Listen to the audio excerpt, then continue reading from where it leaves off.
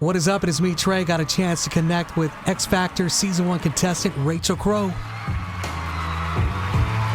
Something told me it was over. Well, I think you captivated the world when, you initially made that comment and everything about, in front of the judges, you said, hey, my family doesn't have a lot of money. And, Yeah. and it was like, oh my gosh, who is this girl and whatnot. But let's tell everybody now, you are, 19-ish? I am 19-ish, yeah. So what has happened between that time and, you at this given moment? Oh my gosh, so much has happened. I think, 6 years in hindsight for a lot of people doesn't seem like a long amount of time, but these are very crucial years, I think, in anybody's, as they're growing up in anybody's life. And so I think it's been interesting just kind of finding my way. And I, right after X Factor did a lot of things and went on a tour and was traveling until I was about 15.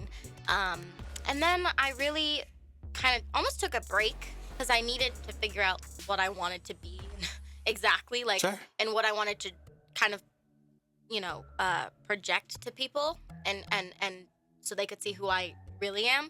And so I took a minute and reflected and just took time to actually grow and be a 15-year-old, and that was really great. And so then when I was 16, I met with this incredible record label called S-Curve, and now they're with BMG. But they were such a crucial turning point in my life and in my career because they have believed in me so much. And so I've been working on all the music that you guys are, hearing and about to hear for years. Sure. Dime was written 2 years ago. Right. So I've just been really kind of cultivating different sounds and parts of my personality and just trying to figure out exactly how, I can best show everyone who I am in the last few years. And so, yeah, it's just been a lot of growing and I've done a lot of acting in the last few years and really honed in on that because I love that so much as well. And so, yeah, it's just been it's been good. It's been a nice, a nice few years, but I'm ready. So people that can, again, need a recap of Rachel Crow was on the X Factor, Yep. Shot into the spotlight, and then you were, kind of devastated like a lot of people were because of that moment. Again, you're always going to get that thing Sure. about with Nicole. Never living that down, with Nicole Scherzinger, when you said, I'm okay with it, whatever your decision is. So do you ever look back and, have any other thoughts of what you may wanted to say, at that moment? Definitely not. I think, honestly, what happened then happened. Sure. I am so thankful for every moment on that show because obviously I wouldn't be sitting here without that show. So it was as a 13-year-old being on any reality competition, that's really rough. And that's probably the reason that was the first show ever to, a competition show besides America's Got Talent to have really young kids go on because it's very hard. And when you're that young, you're not so in tune with your emotions and you're not, mature. So you're kind of going through things for the first time and it's just a lot. And so while it was an incredible experience, it was also a very, rough experience. So that happened and what happened. Can't live it down. Probably never going to, unfortunately. But I feel good about it and I'm totally cool being who I am. Yeah, child upbringing, when it comes to your mom, because she's here today. And Mom. your bubbly persona, personality, and the whole nine. And so how were you like a child? I mean, was your mom giving Probably you all annoying. kinds of sugar? I love it. Okay, well, actually, let's talk about this for a second. All right. I, as you saw, chubby Rachel. There was a phase. Nah. It's cool because you know what? Baby fat keeps you warm. Everybody got to grow up. Right, but no, I never, I like sweets as much as the next person, but I'm not I know some of my friends be Skittles, chocolates, donuts, every day, all the Diabetes, time. Have to, right? Have to have it. I was never like that. I was just, a little thicky, and that's okay. And that's chill. But no, I was just always very happy. Just a happy, I love bubbly, chilling, good with myself. Right. Which is funny, because, I, obviously had a song about bullying when I was younger, but I was bullied a lot. But my mom and dad, they always made sure I knew, that I was cool and, that I was cool in my own way and, special. Yeah. And I think that's really important. Just quick, getting real. Yeah. But, that's a really important message to your children. No matter what people think of you, it matters what you think of you at the end of the day. And And it's if you think that you're dope, then you are dope. Yeah, You know? and that kind of leads into the segue of, you're not a penny. You are a dime. No. Right? Because That's amazing. I get that so much now. It's really funny. and then that's the name of the You brand ain't new a penny, single. you a dime. So let's talk about that. I mean, because Yeah. that's why you're here, and you got the new music, especially from your little journey up to this point. And what sparked that? As far as did you just wake up one day, or did, who? Because again, you've got this bubbly personality. Somebody must have pissed you off to say, That's so funny. Honestly, you'll probably hear lots of songs from me about, in particular, guys or whatever that have pissed me off or that have broken my heart, or because again, as a 13-year-old, like you're not really going through heartbreak. Sure. And if you are, I apologize. That is a young age to go through some heartbreak. Yeah, But Dad's got a shotgun, and you're not gonna let that happen, no. right? No, fine. Let's love each other. But, Nice. But as you grow up, you start dating and going through heartbreak, and boys are mean to you, blah blah blah blah. And so I've written some serious songs about that. And Dime, I kind of wanted it to be like a sassy kind of breakup song at first, but then when I kept, because this is the 8th version of the song that everyone's hearing now. We put so much time into this song, and literally I wrote it with the guys from AJR. And when I went in, I was like, hey guys, it was our first time working out. I was like, hey, I want like a sassy breakup type song, about how I'm great and he's not, that kind of thing. And it wasn't with anybody in mind, believe it or not, because I do that all the time. And then when I started listening more, I realized it's very general. It's not just about a breakup. It could be because I go through, things too where you lose friends, and everybody does, where you'll lose friends, and that also feels like a breakup. And so it could be about really any relationship of any kind. Yeah. Just kind of getting rid of the toxic situation in your life and feeling empowered and good about yourself. And that's kind of what the song is about. And it's definitely the most, happy, upbeat of the songs that I'm, releasing. But it's about that more than just oh yeah, he did me wrong, so it's about him, because there isn't really a him in this situation. I think she's sidestepping the question a little bit. What question? No. I get it. I get it. Mom's here. Listen, You know I what I have mean? a song. Nah, Mom and I are so close. It's probably not good. But No. it's funny. But I have a song called "Dishonest" Okay. about a cheater that cheated on me. So I would tell you if Dime was about a guy, but it's not. It's literally just about feeling so cool about yourself, and feeling you are empowered, you are strong, no matter what anybody does to you. You know that you're a dime. You are not somebody that's just standing, laying on the sidewalk somebody can step on. Yeah. You are cool, you are good being yourself, and be that person. That's what Dime was about for me. Really. Nice. When I thought about it so much more. So yeah. I'm still trying to, as we get to learn more about you, there's got to be 5 things that piss you off. Ooh, okay. 5 things that piss me off. Right. You're just doing this because I seem really happy. 5 things. That's funny. 5 things piss me off. People who are just unkind for no reason. Because, True. honestly, it takes so much more energy to be a completely terrible, mean person than it does to be a nice, normal person. If you were gonna come up to me and put out your hand to shake my hand, I wouldn't be hi. That just seems so extra to me. Why would you be that way?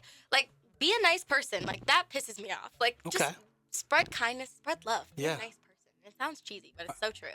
Man, not a lot of things piss me off. My hair pisses me off sometimes. I'm not even playing, because it is so hard to comb sometimes, and that pisses me off. So it makes me mad. What else? Well, you and I come from My dogs. Okay, your dogs, I love right? them. I love them, but they piss me off. Nice. All right. Okay. My little sister is my best friend in the whole world, and I love her to death, but she pisses me off a lot because Right. she's a little sister, and that's what she's supposed to do. Is she knows, and she tries. Right. She tries to piss me. I know she does. I can't think of a last thing. I don't know. Food restrictions. That pisses me off. Oh yeah. If we're gonna get real right now. yeah. You know what? Sometimes you just need a bagel, a donut, pizza, pasta, all of the carbs, and you can't. And it's a sad day. Are you that type of girl when you're hungry, just don't talk to me, and when you're not No, being fed? well, yeah. No, yeah. My family's probably shaking their heads. Yes. Yeah, look at that. Look at that. Yeah, they're just revealing all my secrets. Nice. Rachel Yeah. Crow's in the studio right now. We're talking about her brand new single. We're talking about her life and learning more about her from X Factor to this day.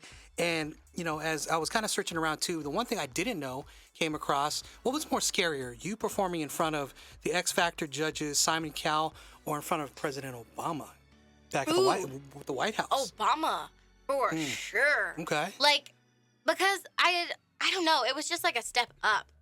Because it's like, you're in front of people that you've watched your whole life, and then you're in front of the man that literally, like, inspires you most in the whole world. And I have this story about Barack Obama, because when he was campaigning, he came to a little town near my little town in Colorado. Mm-hmm. And my mom, I begged her, I was like, can you please take me to see him? And we went, and we waited in line, and the line was like 100,000 people long. I'm not even exaggerating. And we never got to see him. And so I was crying so hard because I loved him so much. I was crying, and she bought me a T-shirt. And I wore that T-shirt to school the next day.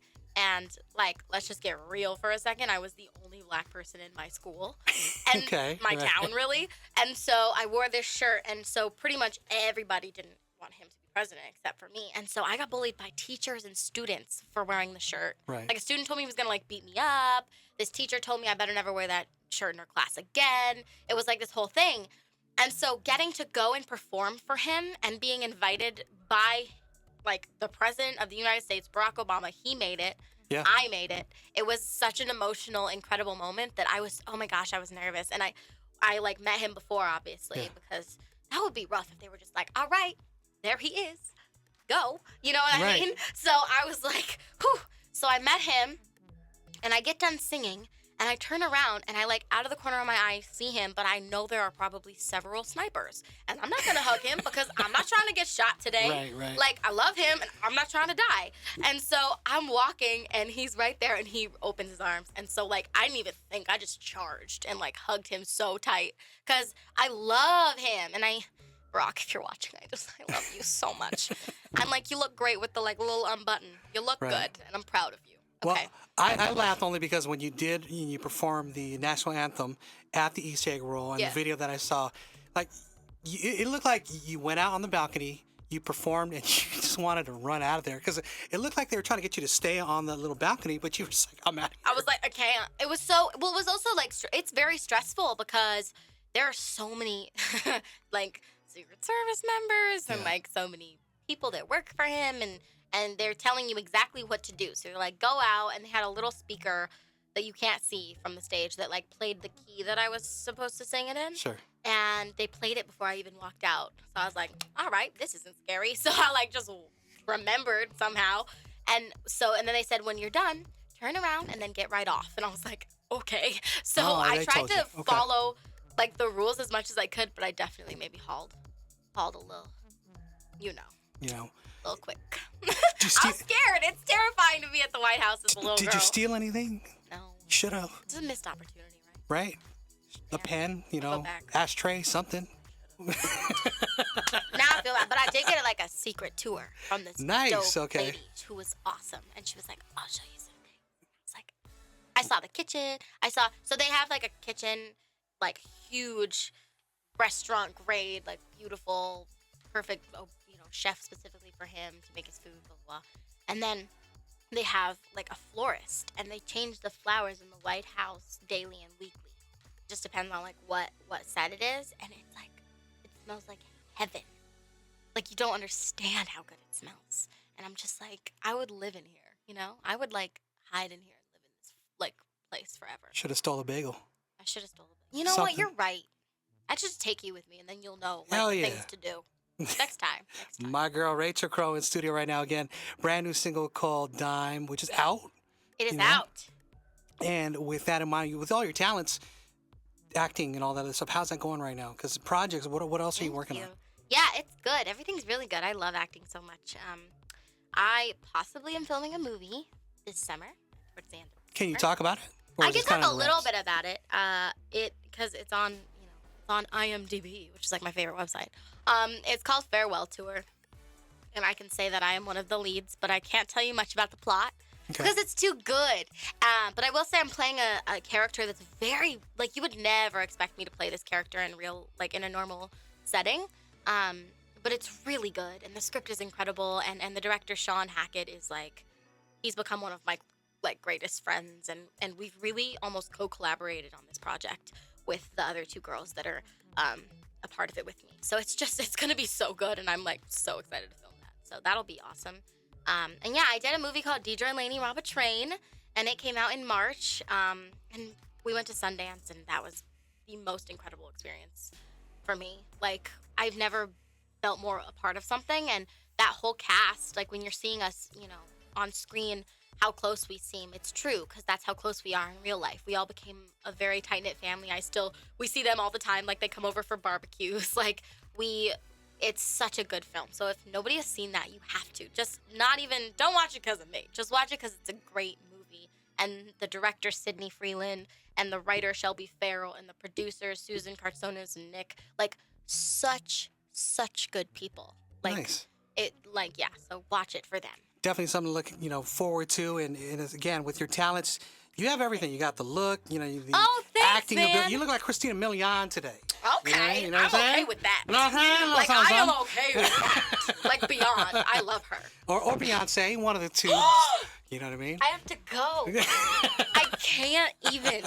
Scoring brownie points today. I'm looking at my mom like, did you hear what he said? You're awesome. And Thanks, again, with the song, because, you are a dime. I was listening to it, last night and everything. And, you are a dime, especially from everything we've seen about you since, XFactor to this day, wishing you success and talented. And one of the things that before you go, because I have to ask, you did an interview, and, I'm surprised the person that interviewed you didn't kind of go more into one of your fandom kind of moments when you are a fan of Eminem. Can we get the rapping skills on to a song or something like that? Can you break it down? Can you do, you know what I'm saying? Seriously? Oh my God, like a freestyle? Whatever. Now I'm scared because I have anxiety.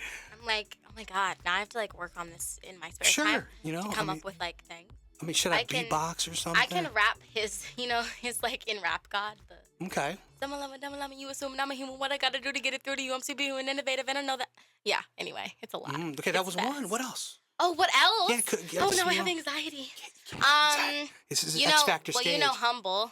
Yes. Hey, okay. I remember syrup sandwiches and crime allowances, Vanessa, with some counterfeits, but now I'm counting this. Parmesan where my accountant lives. In fact, I'm down with this. Do say with my bouquet tastes like Kool-Aid for the analyst. Girl, I can buy you the world with my face stuff. Ooh, that good. Won't you sit this on my taste buds? I get way too. Yeah, that's like I love him. World Kendrick domination. And Eminem. Oh yeah, now I'm a rapper, guys. In case you're wondering, it's a lot. But I'm gonna work on that for you, and then I'll come back and freestyle. There it is. Because I don't have faith in myself that I'm gonna be good at it. People are gonna talk about this now. There it that is. I freestyled and failed, so we're not gonna do it. I love the fact that you're here. Again, I wish you luck. Any last words for San Diego? San Diego, I love you, and I'm gonna spend the day in you. It's gonna be great. I'll let everybody know, all your Instagram feeds and all that other stuff too. They're laughing at me, my whole family. Yeah, follow me on Instagram, guys. It's weird. It's a lot. Everything, Instagram, Snapchat, Facebook, Twitter, Musical.ly, whatever you have. It's all I am Rachel Crow. Nice. It's pretty simple. You gotta keep it simple. Yeah. There it is. Yeah.